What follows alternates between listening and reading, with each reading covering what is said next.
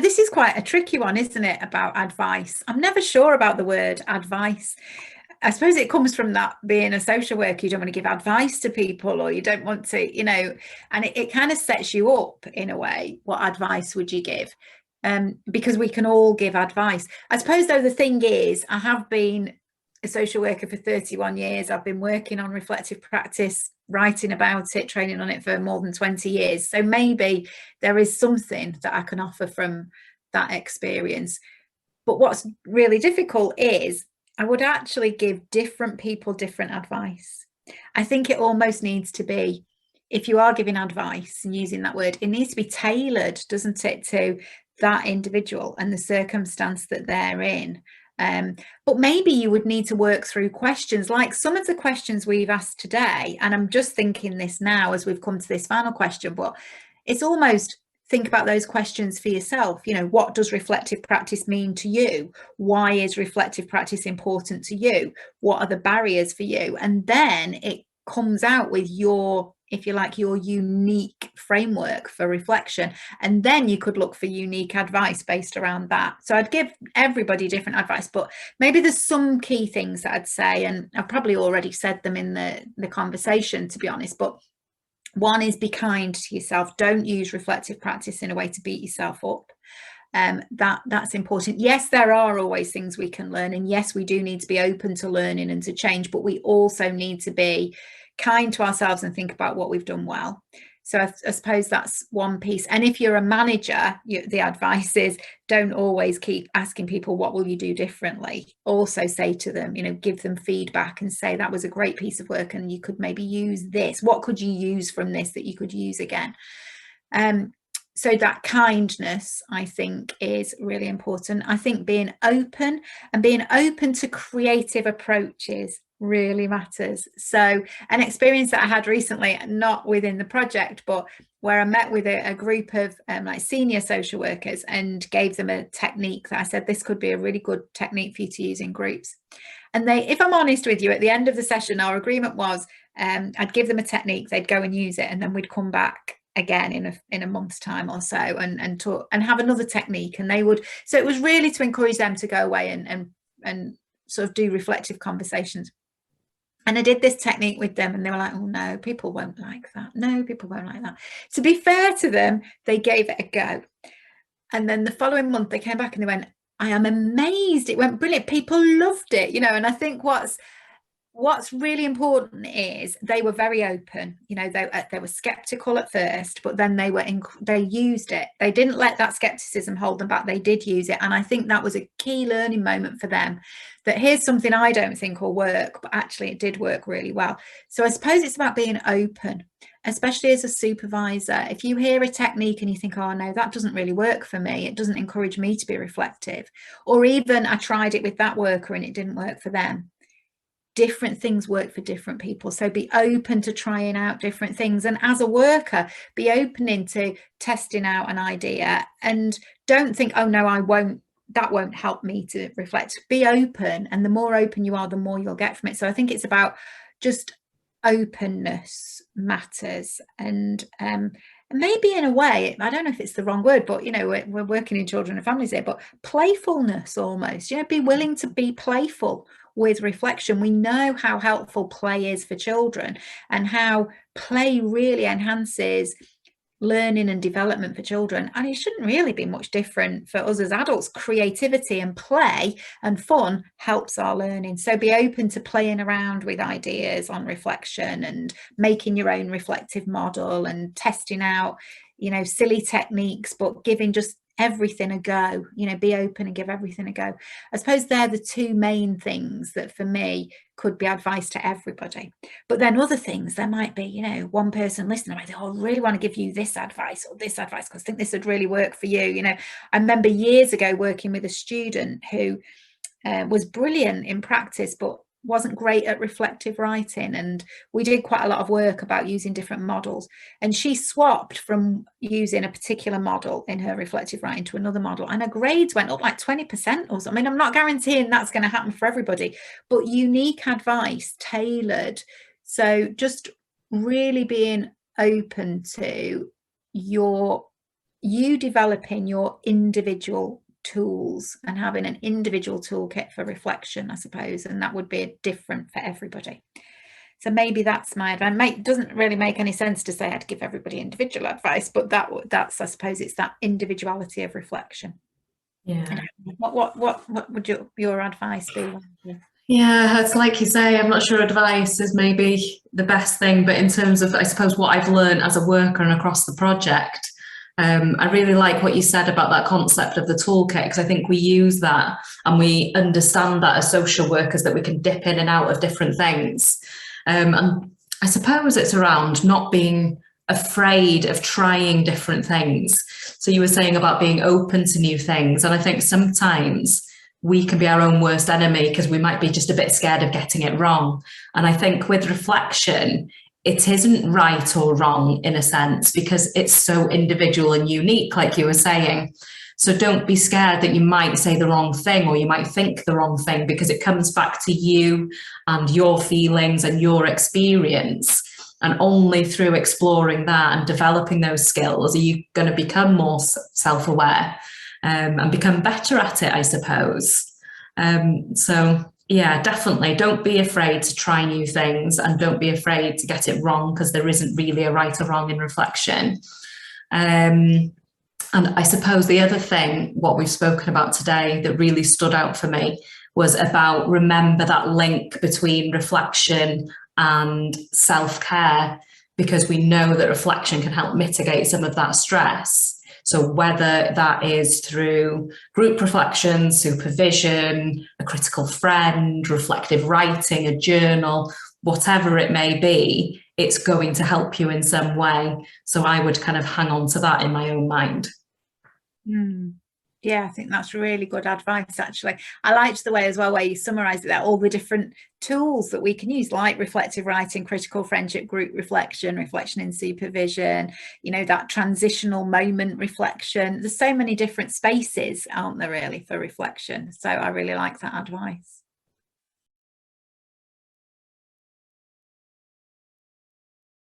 So here's an example of modelling the model, and we weren't planning on doing this at all, Wendy, but when you mentioned earlier that you really like the surprises to learning method, it comes from that, I don't know if you know, but it comes from the collaborative model of direct observation, which was developed years ago. I think it was 2000 actually, and it was a model of directly observing students that was developed at the University of York.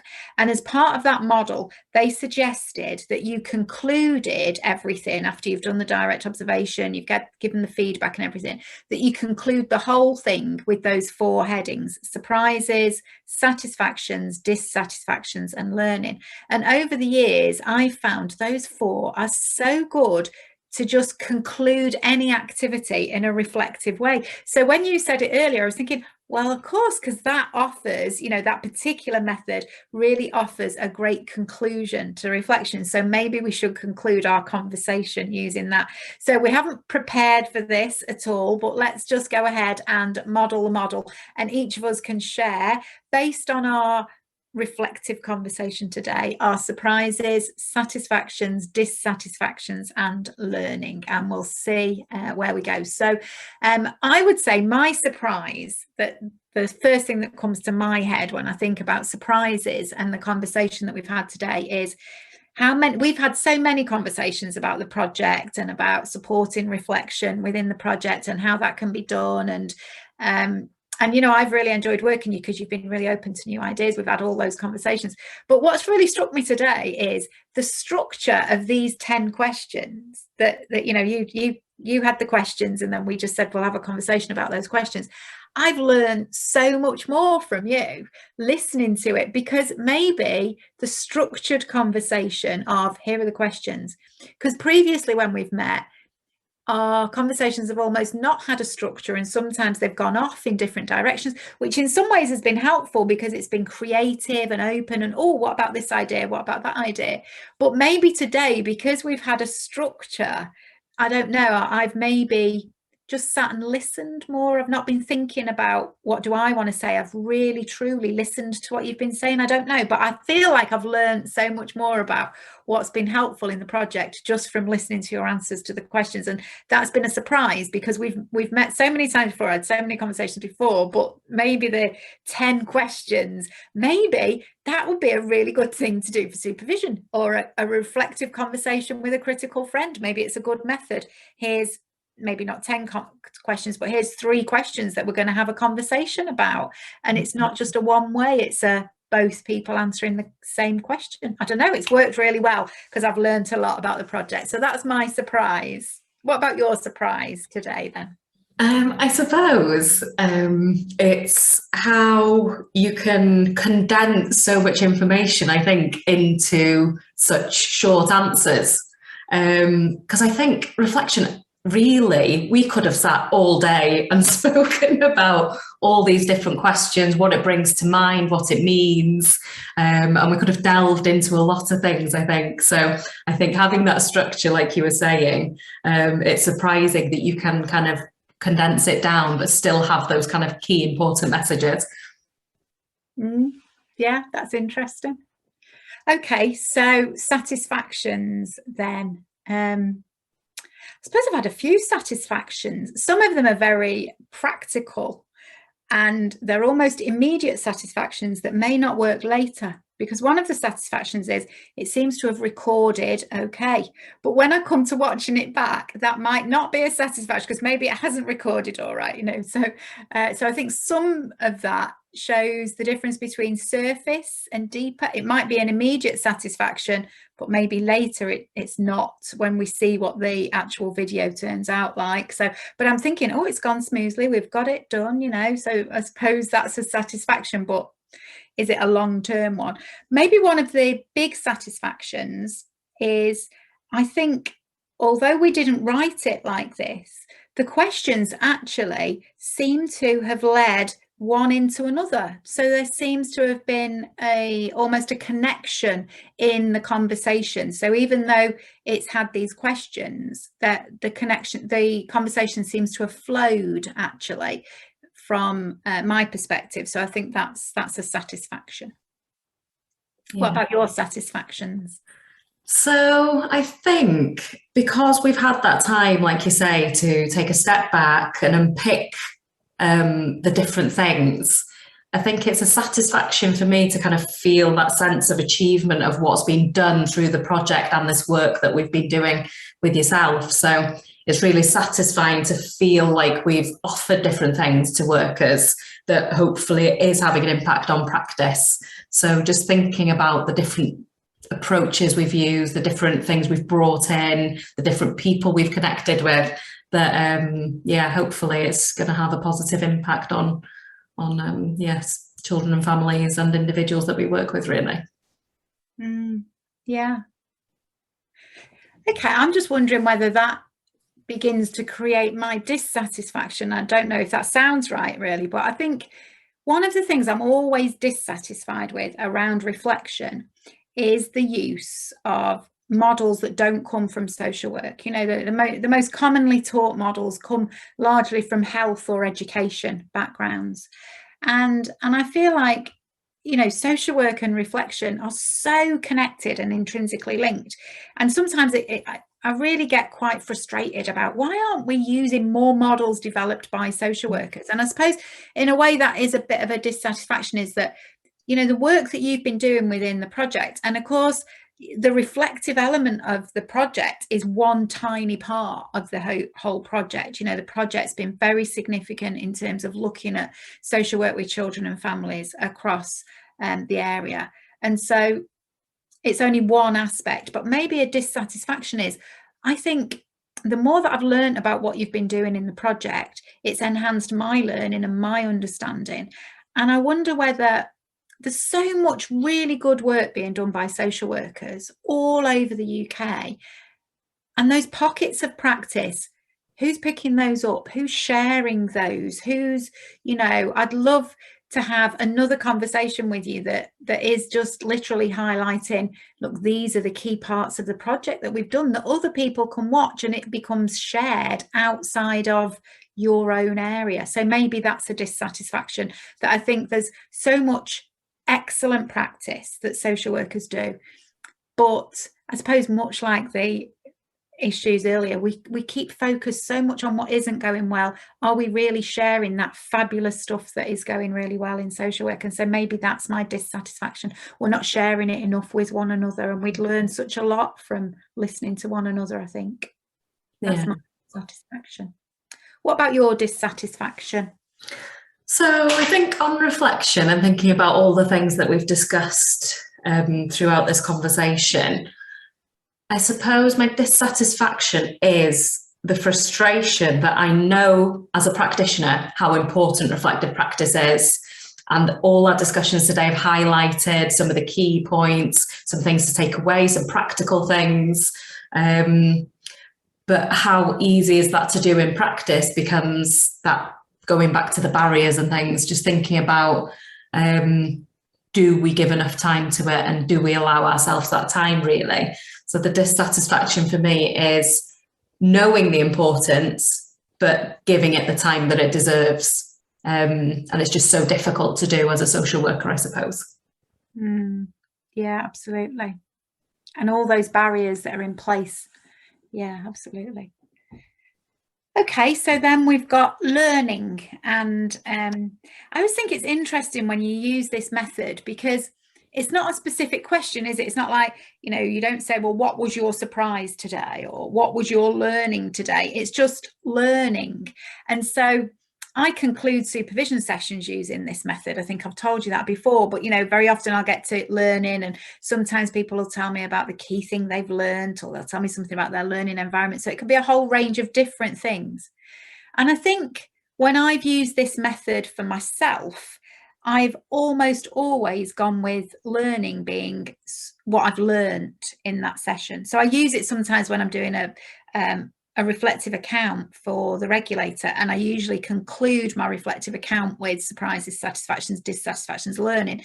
And nearly always learning is about what I've learned. But actually today my thinking around learning is a bit different. What I've been thinking is, I think this conversation has been, I've learned a lot from it. I think I said that in my surprise about how much I've learned that I didn't kind of know before. But I also think that maybe listening to conversations is a key learning tool for students and new workers. I mean, we know that anyway, don't we? I know that, if you're in a really busy office and you're new to a role, even not as a student, even as an experienced worker, but you're new to a role, you overhear conversations and you think, oh, I like the way they did that, I'll try that. Or I like, so listening into conversations can be a real helpful learning tool. But I'm wondering about whether in this online world, how can we replicate those conversations for people to overhear? And maybe what we've done today is replicated a conversation about reflection for people to overhear. And I wonder if we could do a bit more of that to enhance learning. So I'm thinking about, I've just thought this is a really good learning tool, I suppose. Yeah, so definitely. What about your learning? I think one of the main things that struck me, and I think is really useful, is what you said about a reflective model being kind of multi-purpose, that it doesn't have to be just for you to use to reflect on a situation, that it can be used as a direct work tool with an individual. So that I feel like there's learning from that for me, that I want to go away and I want to have a look at all the models again, because I might see them in a different light. So I'm excited and intrigued to go and have a look and see, actually, would I use that with a family or an individual or a child, and kind of see what I take from that, I suppose. Yeah, that's really interesting. I suppose that just also concludes things in, I think, how much we learn from students as practice educators, because I've seen students using reflective tools and things that I've used with them in supervision, I've seen them then use with families, and I've realised how much that can be useful. So I think we learn a lot from one another, don't we? Yeah, definitely.